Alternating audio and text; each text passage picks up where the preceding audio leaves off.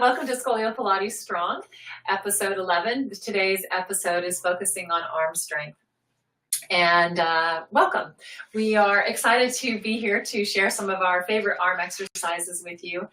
And you will need a TheraBand if you're watching this for the first time. You might want to find one for the next episode or the next time you watch this.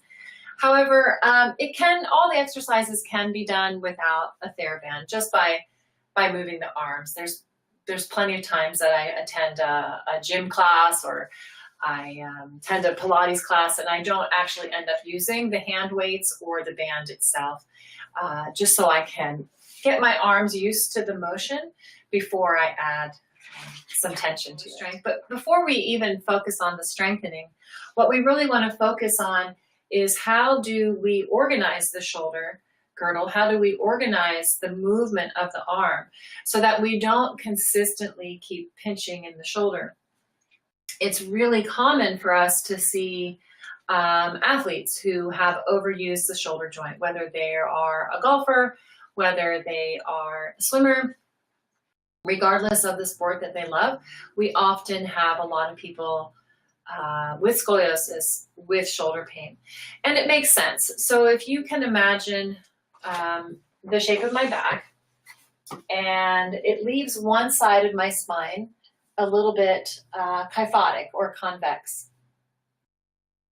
When you have a side of the spine that is living in a flexed position, then it limits the range of motion of your shoulders.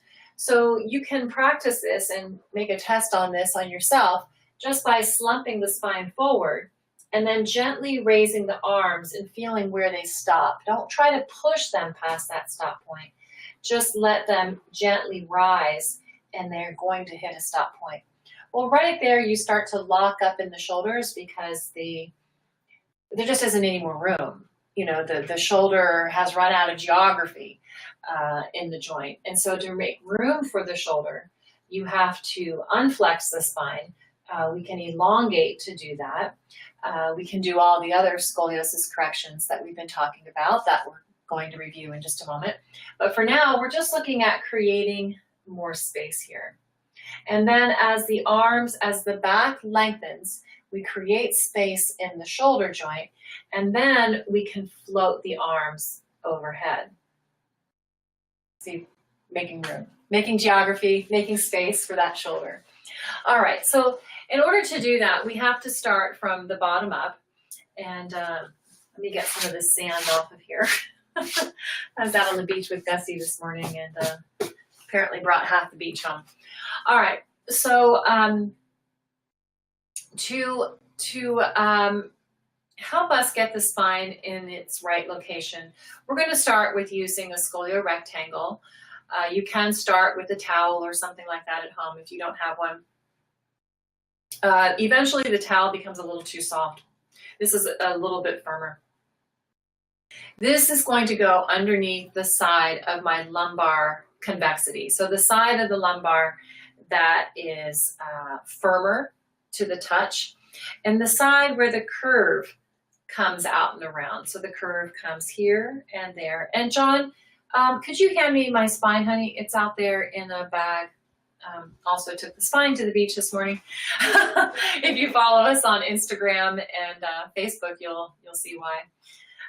But John's gonna hand me my spine, and you can see. Yeah, that's it. I know there's sand all over it. I know. It's okay. Here comes the sandy spine. All right. It got hit by a wave this morning, so it's really super covered in sand. All right. So from here we go. Let me make this the shape of my spine. So lumbar curve. This poor spine has taken such a beating. Okay, and thoracic curve. And if I put this in front of me, then I'm just covered in sand. I don't know if you can see it.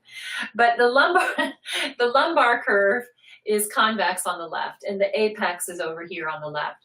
And if I want to put sand on my face, then I should scratch my nose.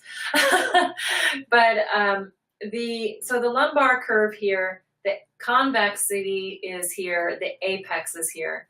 If I want to reverse this shape, then I can do that. I can reverse the lumbar spine shape by pressing down on one side of the hip. If I press down on the left side, it's going to give into the curve. It's going to further curve this low back. So instead, I want to go to the opposite side. So I want to go to the right side and drop that side of the pelvis down. And it's going to look like this. I'm going to take the wedge and I'm going to pop it underneath my left side, my left hip, so that my right hip can drop down. It basically, this becomes like a tactile cue underneath your hips, underneath your bum, so that when this goes underneath my left sit bone, now I've created a space to drop my right hip down into. So now it drops down. I can technically do that without a wedge underneath my hip, except it's a little hard when you're first starting for your body to understand how to do that. And quite frankly, I've been doing this for quite a while, and it's still much easier if I have a lift underneath my left, the side of my lumbar convexity, in order to drop my right down. All right, so that's where the wedge goes. And then we have to figure out what to do with the legs.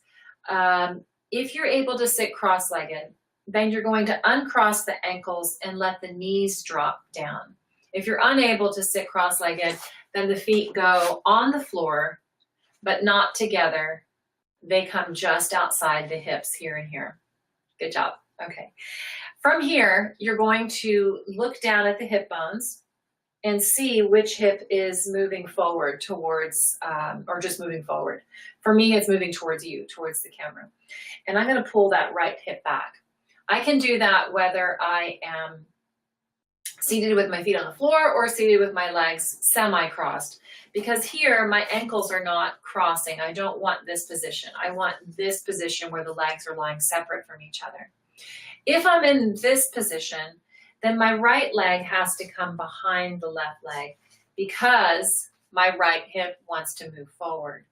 And if I put my right leg behind my left, then it helps to push the right hip back.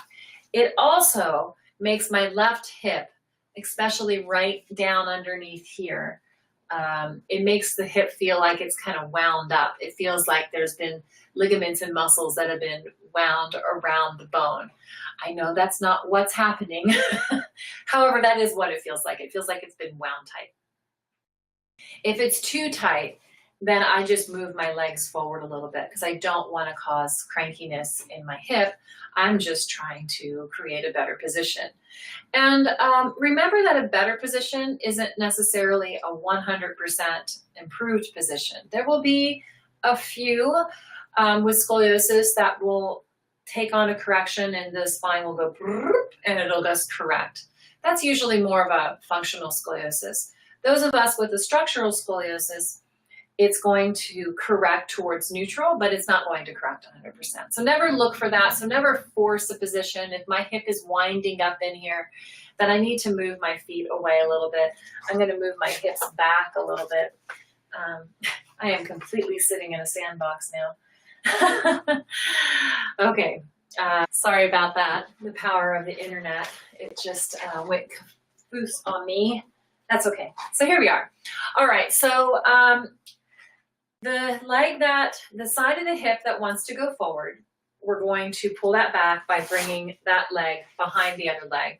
If we're seated with our feet on the floor, we can push into that heel or the opposite heel. So for me, if I push into my left heel, it's going to force my right hip back. And because of how my hips are feeling today, I think I'm going to stick with this one versus the cross-legged one. I'm going to keep my feet on the floor, slightly outside my hips, slightly turned out. I'm going to push into my left foot and my right hip is going to drive back. Okay, so then let's talk about the corrections through the rest of the spine. So if this is my spine, I've already taken care of the lumbar portion. I've taken care of it by putting a pad underneath my left hip and dropping my right hip down. As my right hip drops down, the spine moves towards center. Now I still have the thoracic convexity to worry about here. And that convexity is going to be taken care of. Let me just stand this guy up here. I'll move my feet in a little bit. There we go. That curve is going to be taken care of by starting by placing my right hand on the shoulder. And as I push my elbow back, I'm going to open up the right side of my chest to the front. So right elbow goes back, and I open up the right side of the chest. This should never feel like your shoulder is pinching. If it is, then you're pushing the shoulder back without the chest lifting. So then what you need to think of is you need to think more isometric. Find a spot here. You can start with your elbow in the front, pointing towards me, and then you can slowly move your elbow open and stopping before it starts to feel pinched. If it starts to feel pinched, come forward a little bit. And then from that position, isometrically push the elbow back, and at the same time, feel like two of your ribs on the side of the thoracic convexity are pinching together to open up. Now that's going to carry the elbow back, but that's because of the shape of the spine has changed, not because the elbow is actually changing its relationship to the joint. So again, you can start here, slowly work your elbow open, find the spot where it starts to pinch, then go away from that again. Don't stay in the pinched area. And then from here, two fingers are going to help you pinch the ribs together back here. If your fingers don't reach there, then just imagine you have two fingers pinching the ribs together. As the ribs pinch together, the chest opens, and that opens the elbow as a result. From here, my left hand goes on my left knee, and as my right ribs go forward, my left ribs are going to open up in the back. So these, the left ribs, I want them to feel like they're stretching, like the muscles between the ribs are just opening, opening, opening. And the ribs on the right are closing, closing, closing in the back. And in the back on the left, they're open, open, open. So of course, that's a really difficult thing to do. It's not that easy to do two different things on at the same level of the spine. So one side's going forward on the right, the other side's going back on the left. But let's play with that again. So elbow here, and you open the chest on the right, and then you put your hand on your left knee and you pull back on the left and open those ribs on the left. Good. And now you can see my breathing's a little bit, because I'm working really hard. From here, I'm going to take my my spine and I'm going to go to the left and slightly up, so that I'm not going to start over here, open the chest and close the chest, and then as I glide, the danger is sliding down. You can see with the words on my shirt that they're starting to take a downward slope. In fact, I would highly recommend when you're trying this for the first time, or the 10th or the 20th time, that if you have a shirt on that has some sort of design on it, make sure that the design doesn't slope down on a diagonal. If anything, make sure, here's my chest forward, my left chest back, make sure that that design goes side and perhaps slightly up. Generally, in order for me to do this correctly, I have to think side and up in order for that to happen. Otherwise, I end up going side and down. So I'm going to go side and up. Good job. All right. From here, take your hands and gently elongate, flying up through the top of the head. Don't lose the openness of the right side of the chest. Don't lose the stretch in the left ribs, and don't lose the lift up inside of the thoracic to the left. All right, let's talk through those one more time, because then we're going to add on to it, because today it's about arm and shoulder strengthening. We want to make sure that we're set up correctly. It does not do us any good to sit in our curves and practice arm exercises. We'll just further pinch the spine and will further cause overuse injuries. So we want to be sure we get to the right position first, and then we're going to add, I'll show the exercises to you with a TheraBand, even if you don't want to use a TheraBand just yet. So let's start with a good elongation. So stretching up, nice and tall. And let's take a breath here. Little inhale. Exhale all the air. Little inhale. Exhale all the air. Great. Okay, from here, your scolio rectangle is underneath the side of your lumbar convexity. That goes underneath the hip there. And then we ask the opposite hip to drop down. It will not drop down just because you put a wedge underneath the other side.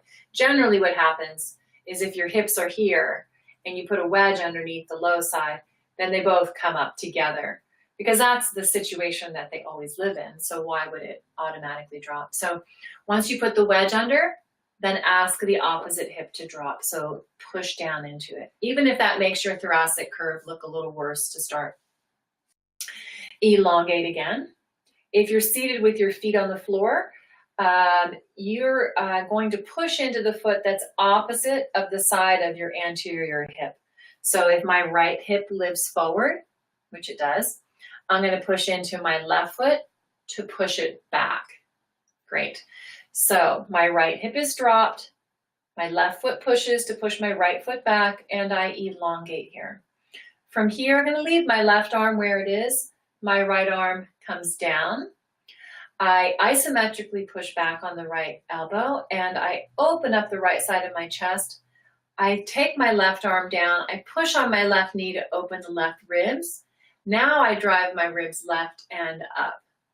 I'm going to take my hands back here to elongate. Now I grab my band. Arms out in front. We're going to close the ribs on the right as we pull that band back. I'm going to hold this. I'm going to open my ribs on the left, draw the ribs left and up. And I'm going to go forward about 3 to 4 inches.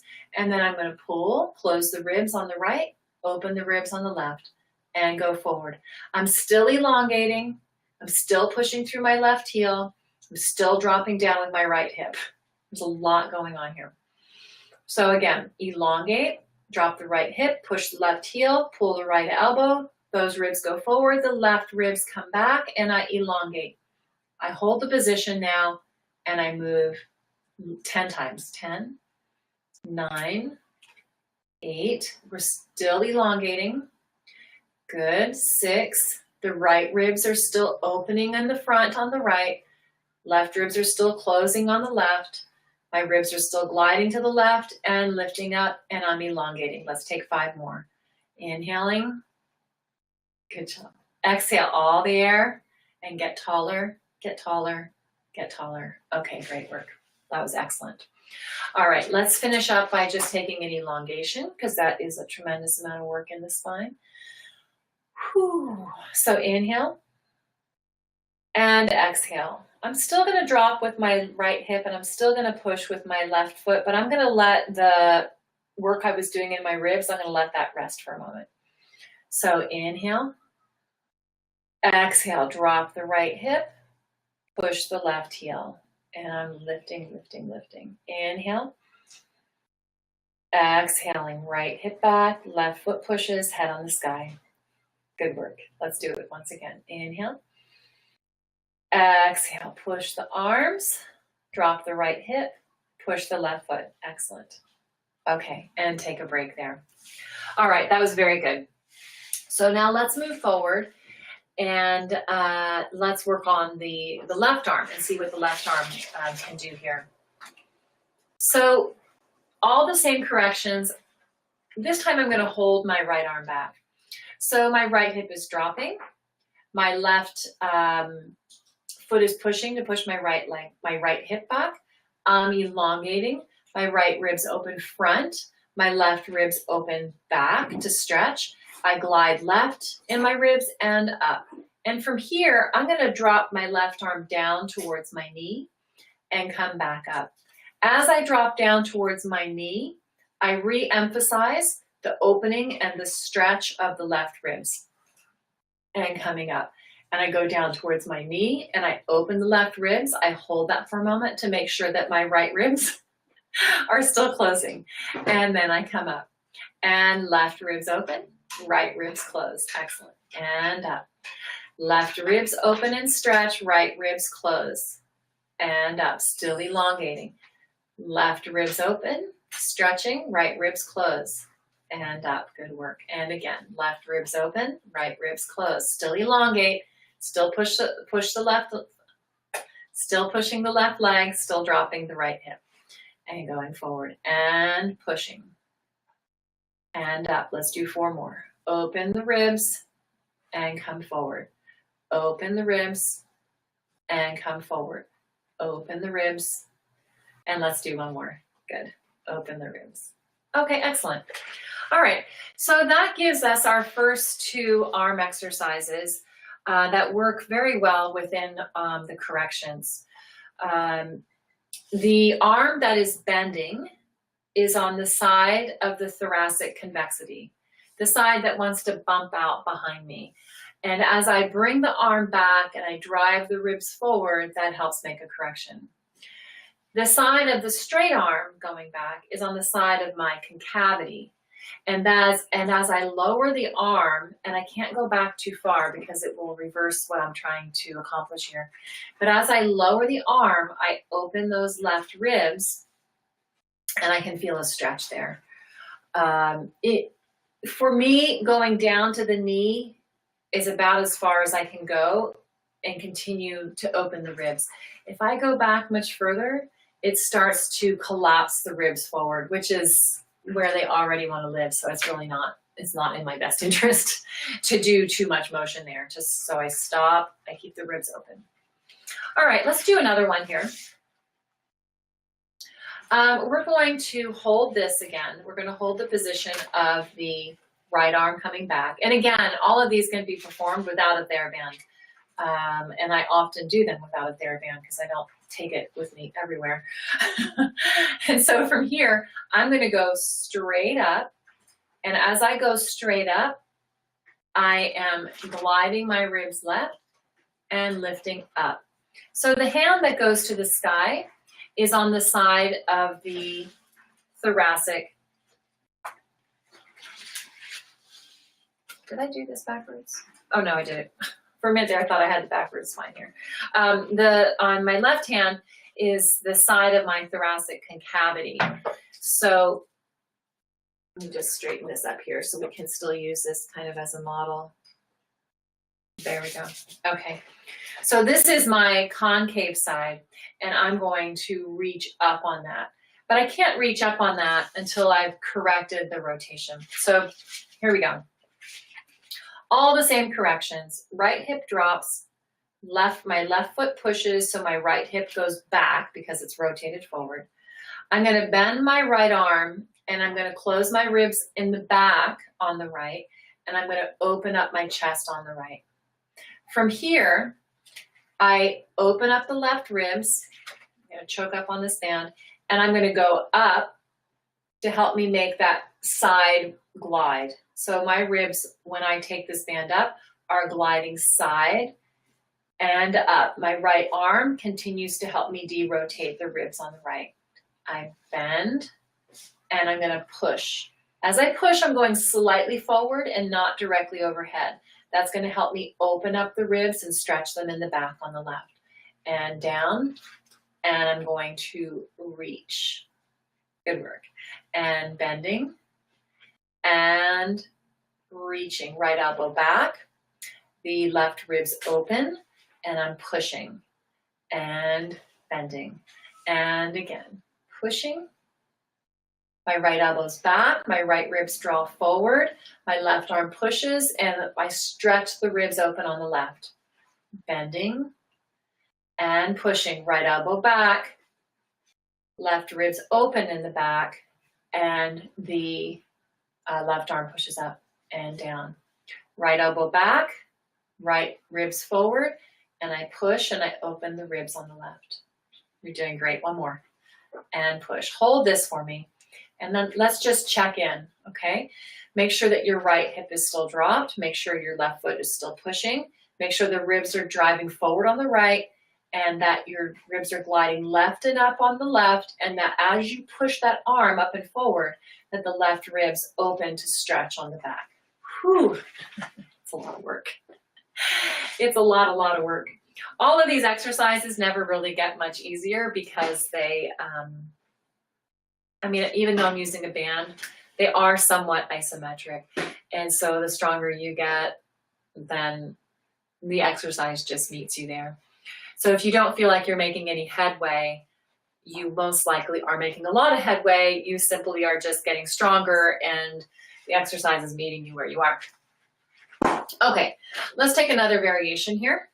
So let's set up for this. Elongate for me. Imagine you have two hands here and they're going to help you fly up. Keep those hands there as you take the band. So you have your imaginary hands behind your head and you have your real hands on the band.